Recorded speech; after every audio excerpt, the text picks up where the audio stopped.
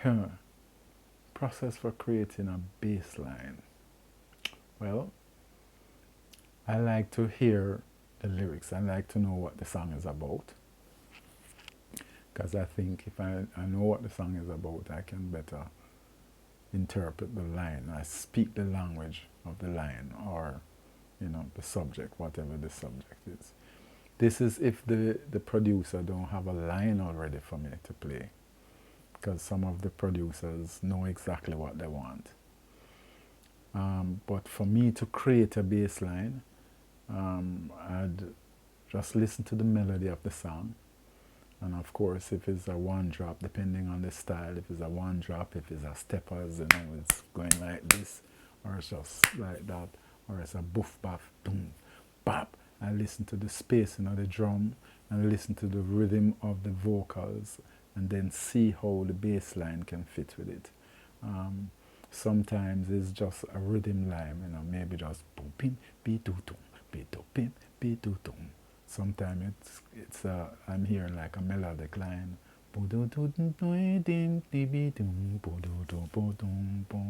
depending on what the subject is and how the accompaniment is coming together with it. Because when we're doing that most of the time, the keyboard player is feeling a vibe, the drummer already established if it's a one drop or steppers or whatever it is. So I always have that to log on to, but yeah, the melody of the song and the subject of the song usually inspire the direction of the line. And of course, the personality of the bass player or the musician is going to ultimately come out. Your limitations will also come out. So, but great feel is always great feel. Nature dictates that.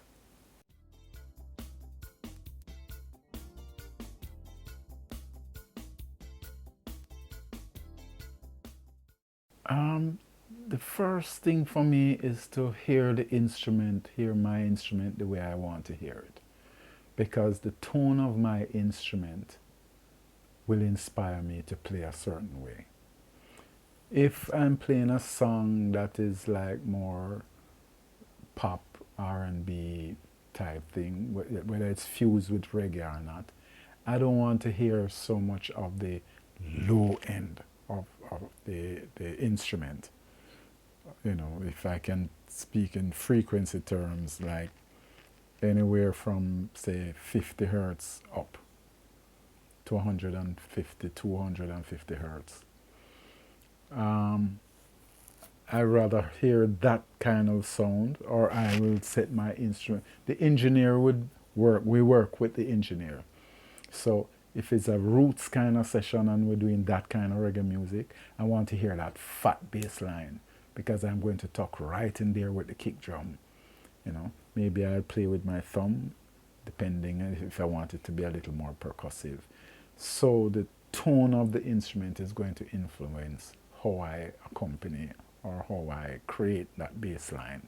Because if it's like a low mid kind of bass line, if it is more like a funky puppet kind of thing, I want to hear more of I describe it as the wood sound of the instrument, that percussive sound, and that would influence me also. That would inspire me to play, have a different attitude than if I were to play a rubber dub bass line. Do do do do do do do do do do do. It's a different thing from going dum dum dum dum dum dum dum dum. Yeah, so the tone of the instrument is very important to me. The frequencies that I'm working with. There is nothing special that you particularly use then to get the sound. It's just between you and the engineer.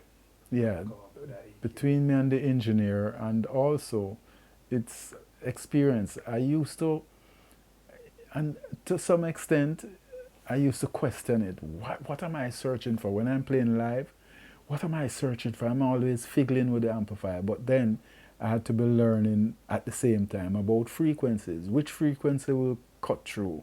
I'm standing in a live situation. I'm standing 3-4 feet from the cabinet, and then I get to by reading, because I'm always checking out the sound and the science of the thing. And then I get to realize if I'm playing an ampere cabinet, I need to be standing at least 6 feet away from it to hear exactly what's coming off the speaker.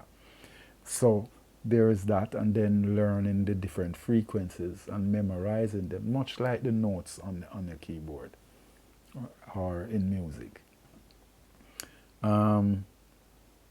Yeah, so I just deal with the color of the sound, and that now from learning to tune the amplifier to complement the band on stage, because remember now I'm playing with the band when we only had the bass amp, the guitar amp, the organ with a Leslie tone cabinet and a small Shure system. So I had to produce the bass for the band, and it must carry through, it must be projected that everyone can hear it, the players and the audience. And then we graduate to the point now where we have mixers and engineers, and then now we quarrel with the engineer because the sound that I get in is not the sound I'm having in the house. And then we work it out until we come to that place. And then when we get really high tech now and with more professional engineers, and I learned this from Errol Brown, I noticed in the studio and live, he would come and stand in front of me and listen to the tone that I have on the instrument. And sometimes he make suggestions and say, suppose you try putting a little 2.5 on this. You say you want a little more finger sound. Try it and see how that feels. Or why you don't pull down 800 and hear what happens. And I start to look more deeply into it. So it's about learning the instrument and the function of the instrument in the group that you're playing. Because you can't be playing in a roots reggae band and have a funky tone on your bass. And at the same time, I hate to hear a reggae bass player or a bass player playing in music, but when you go up in the higher register, it sounds like poop, poop, poop, poop. It's lost. And then you get low, you boop, boop, boop. You're like, no. I like my thing, the spectrum should be like. So if I want to get real roots, I change my position on the instrument itself.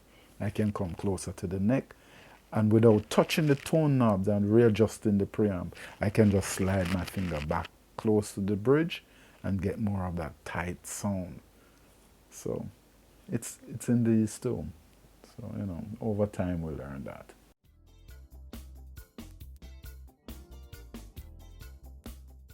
Typical setup. In an ideal situation, I like to have a power amplifier that's about 3,000 to 5,000 watts, and an excellent preamplifier with parametric and graphic equalizers if possible. Tone the cabinets for the speakers. I prefer to use cabinets with 10-inch speakers because I come to learn and understand that they move faster than, it's like moving air. So you have a big 15-inch speakers, like some cabinets I'd get would have one big 15-inch and 4 10-inch. Some of them will have two 15-inch, and some cases a 18-inch and a 15-inch. But I don't like that sound. I prefer to have speaker because I play so much different styles, so much different genres. And if I'm playing something for I don't want to hear. I want the speakers to move with every touch. That's one.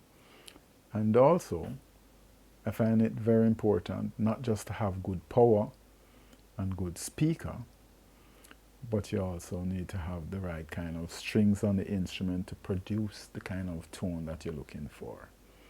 So my setup, my basic setup, I must say, that I was most comfortable with, and I discovered this when I was with Ziggy Marley. I started playing SWR amplifiers with Goliath speakers from Jimmy Cliff, but then I kept having problems. Sometimes in the middle of a gig, my amplifier would blow out on me, and I couldn't understand why. So I called the tech at SWR, and he came to a show and listened to my style of playing and said, oh, you need some displacement. So what we end up having in Ziggy Marley and the Melody Makers band was 8 cabinets. Now this may sound a little over the top. 8 Goliath cabinets, a 3000 watt amplifier, and the SWR preamp.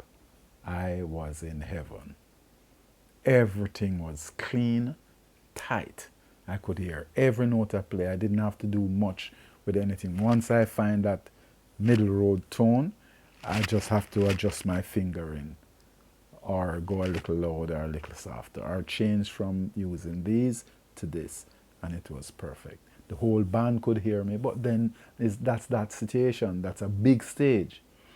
But I lived with SWR and the Goliaths. I love them. I find them to be very efficient. I don't even think they make them anymore. I think Fender bought it out. In more recent times, I like also David Eden, and there is a new kid on the block.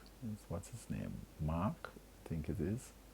And they're quite good. But they're also using the 10-inch speaker system.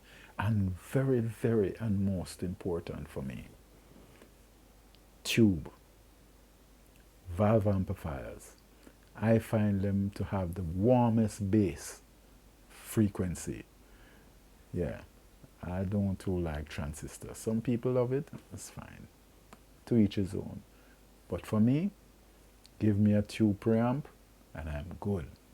I can get everything that I need, especially if I have the power and the right cabinet to match. That's it for me. I've used already on stage like choruses and special DIs or special preamplifier. Even at one stage I was using a Mutron tree. And I was playing things like go, go, go, go, go, go, go, go, go, go. Because I have to play those kind of songs. What is that song called? Chameleon, I think? Yeah. So, and I love that. But for me, a pure tone, after experiencing Jaco Pastorius, Abe Laborel, Val Douglas, a pure sound is great. Gets the job done. Unless you have a special project, of course, and it requires some effects. But that's it for me, basically. Good bass guitar, good preamplifier, good speaker system, good to go.